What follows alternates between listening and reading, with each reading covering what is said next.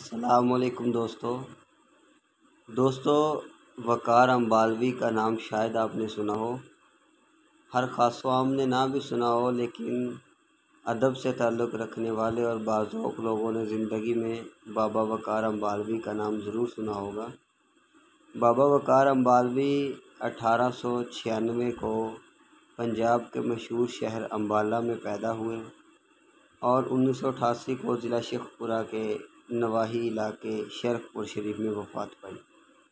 دوستوں، ان کی وجہ شہرت ان کا ایک مشہور زمانہ اور ضرب المثل کا درجہ رکھنے والا شعر ہے، جس کو اکثر لوگ غلط طور پر علامہ محمد اقبال رحمۃ اللہ علیہ کے نام سے منسوب کر دیتے ہیں۔ وہ شعر یہ ہے کہ اسلام کے دامن میں اور اس کے سوا کیا ہے، ایک سجدہ شبیری ایک ضرب ید الہی۔ یہ شعر آپ نے زندگی میں کہیں نہ کہیں ضرور سن رکھا ہوگا یا پڑھ رکھا ہوگا، یا کسی محفل میں یا مجلس میں یا کہیں اسکول کی دیوار پہ لکھا ضرور دیکھا ہوگا۔ دوستو، ایک آپ کو انٹرسٹنگ واقعہ سناتا چلوں۔ شاعر حضرات جو ہوتے ہیں، جب یہ ایک دوسرے سے ناراض ہوتے ہیں تو یہ لفظوں کی جنگ سے لڑتے ہیں۔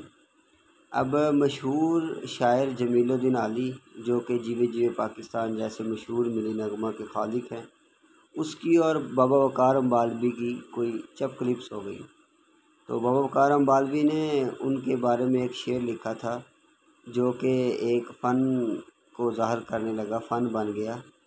وقار امبالوی نے لکھا تھا کہ کسی دانشور کو دینی ہو اگر گالی، فقط اتنا کہہ دیجئے جمیل الدین علی۔ یہ ان کی آپس کی ادبی چپ کلپس تھی، لفظوں کی گولہ باری تھی۔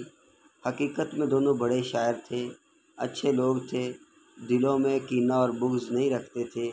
تو میرا ادھر یہ ویڈیو بنانے کا اور یہ شعر سنانے کا، واقعہ سنانے کا مقصد آپ تک ایک فن اور مزہ پہنچانا ہے۔ اللہ حافظ۔